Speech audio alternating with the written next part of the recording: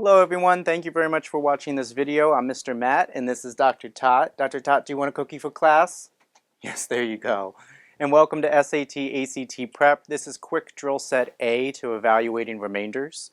Remember that decimals, fractions, percentages, these are all representative of the same values. They're just different formats.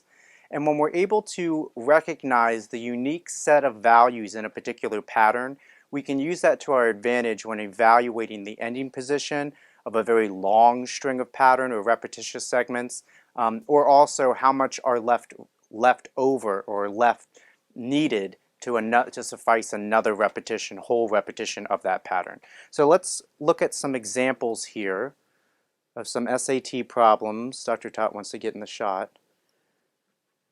And I'd recommend that you pause the video and attempt the problem after we read it together, and then unpause the video to watch the solution. You can get this document online. It'll be posted on Certified Learning Center's website.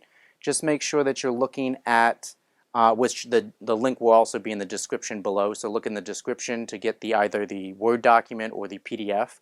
Just make sure that you're looking at a document that has the reference number 1006-7. Then you know you have the right one. Okay, question number 1 asks, what is the quotient of the remainders of 79 and 123 when divided by 5? So please take a few moments and solve that problem. So quotient is the answer to a division problem, and they want the remainders of 79 and 123 when they're both divided by 5. So if we take 79 and divide it by 5, we're going to get 15.8. So let's understand what that answer really means. That means 15 whole repetitions of 5, whole multiples of 5, less than 79, with a 0.8 or 80% of another 5 remaining.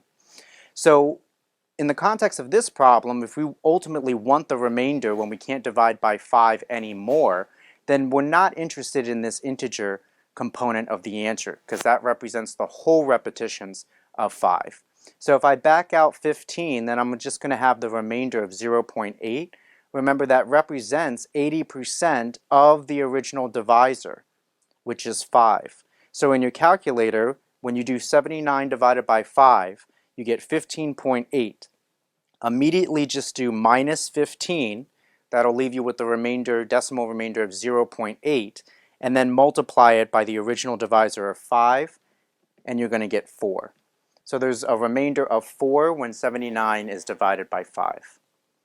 If we do the same process to 123, 123, divided by 5 is going to be 24.6. That represents 24 whole repetitions of 5 less than 23. But we're not asked about the whole repetitions of 5, we're asked about the remainder. So back out 24 and then multiply by the original divisor. So we're going to get 0.6, multiply 5 times 0.6, you're going to get a remainder of 3. So the quotient, or the answer when you divide those values, those remainders, 4 divided by 3 is going to be 4/3. Now you could also enter your answer as a decimal. 4/3 as a decimal is going to be 1.3 bar, which is just 0.3 repeating.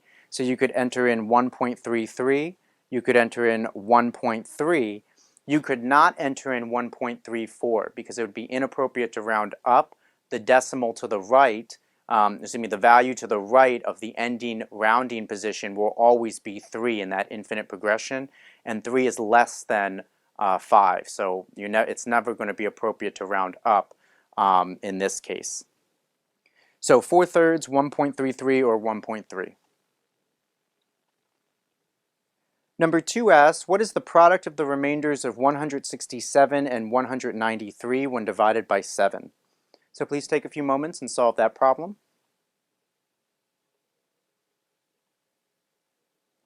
Again, if we take 167 and divide it by 7, we're going to get a quotient of 23.857. Now this decimal actually continues infinitely, so I'm just writing the first 3 digits, but there's many more. If you're using a scientific or a graphing calculator, then you can really use this to your advantage. If you just have a 4-function calculator, more than likely that calculator is going to round at its last decimal place. But graphing and scientific calculators will keep the decimal exactly correct. So after you divide this in your calculator, subtract away the whole value of 23. That'll leave you with that really long decimal string. 0.857142857 is the max that my calculator says. If you immediately then, so let me back out the 23, that leaves you with this nasty decimal that I'm only going to write 3 of the digits here, but in your calculator it will have all of them. If you now multiply by the original divisor of 7, you're going to get exactly 6. Now, if you're using a 4-function basic calculator, your answer probably would have been like 5.99999.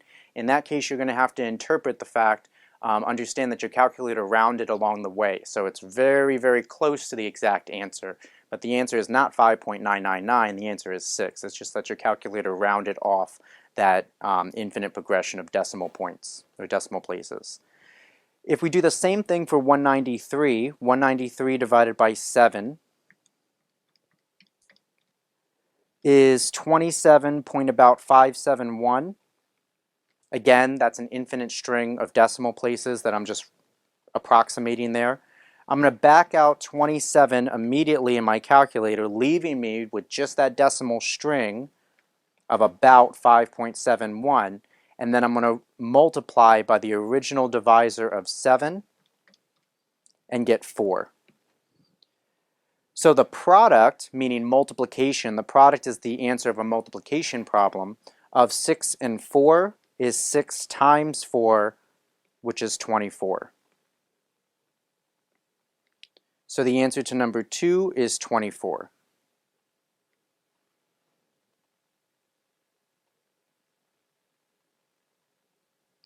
Number 3 asks, a landscaping job requires 1,777.6 pounds of mulch. If each bag of mulch weighs 5.5 pounds, how many bags should be purchased to complete the job? Take a few moments and solve that problem, please.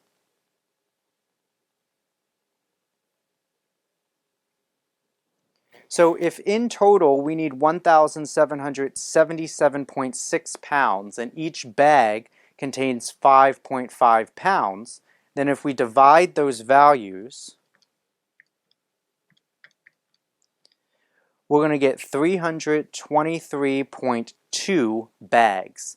So that means we're going to need 323 whole bags, and we're going to need 20% of another whole bag.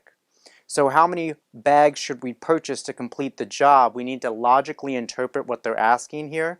Normally it would be incorrect to round up if we had a decimal of 0.2, because 2 is not less than or equal to 4, which is the requirement for regrouping when we round. But here we need 1,777.6 pounds of mulch. If we don't have that amount, we can't complete the job.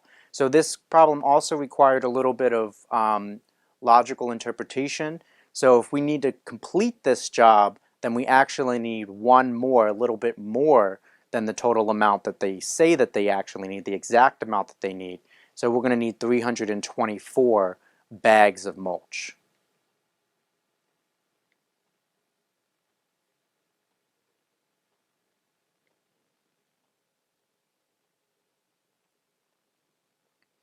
Question number 4 asks, a landscaping job has a budget of $1,628.80 for mulching.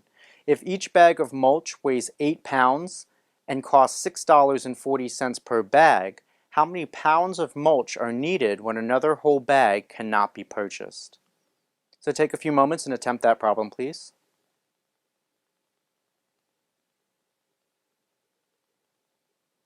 So if the total budget for mulching is $1,628.80 and each bag costs $6.40, that means that they need a total of 254.5 bags. Now, you have to understand what we're ultimately asked for. They ask us how many pounds of mulch are needed when another whole bag cannot be purchased. So this is the total amount of money that we have. We have no more money than that. So we can only purchase a total number of 254 complete or entire whole bags of mulch. But we need another 0.5 or another 50% of a bag. So if we back out that whole number of 254, we have a decimal of 0.5. Now, if they asked us how much more in dollars of mulch do we need, we would multiply by this $6.40 because the cost of the bag is $6.40. But how many pounds the bag actually has is outside the problem so far, and you have to be able to interpret that into your problem-solving process. So here we have 8 pounds and we need half of a bag. That means that we need 4 more pounds when we can't purchase another whole bag. An alternate way of thinking about this is that really you need, if you multiplied, all we can buy is 254 whole bags. So if you take 254 whole bags that each have 8 pounds in them, but we really need 254.5 whole bags, the difference here is going to be 4. So 254 times 8 is going to be 203.2, excuse me, 2032. 254.5 times 8 is going to be 2036. So notice you could also solve this problem by taking the difference between these two numbers. 2036 minus 2032 pounds of mulch means that we need another 4 pounds of mulch.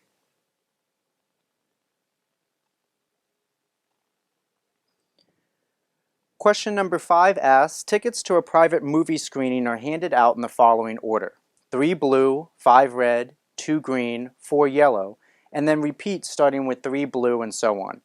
What color ticket will the 3,000th person be handed? So please take a few moments and solve that problem.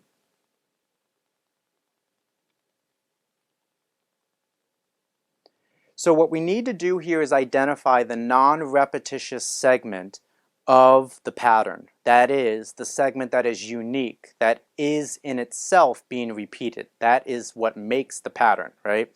So the non-repetitious segment is 3 blue plus 5 red plus 2 green plus 4 yellow.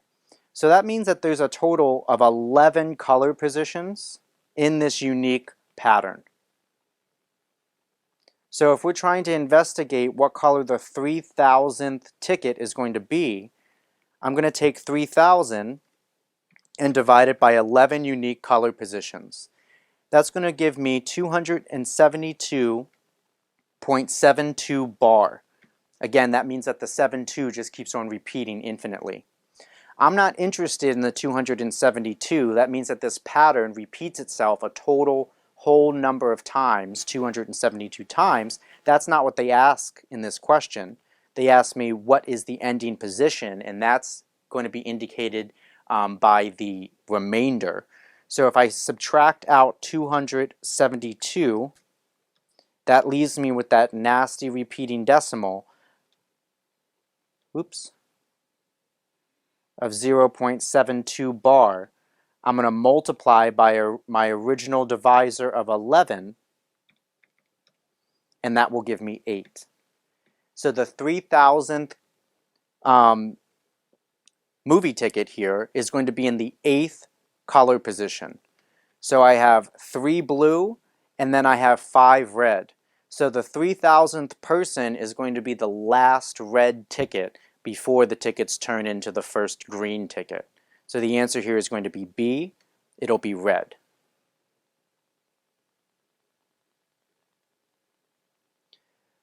Last problem, number 6. Beads on a particular necklace are strung in the following order: 2 square beads, 5 round beads, 4 spiral beads, 6 barrel beads, and then repeats with 2 square beads and so on. What shape is the 500th bead to be strung? So please take a few moments and solve that problem.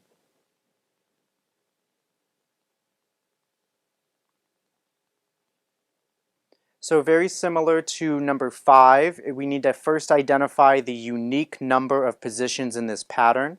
So we have 2 plus 5 plus 4 plus 6. That's going to be 17 unique bead positions.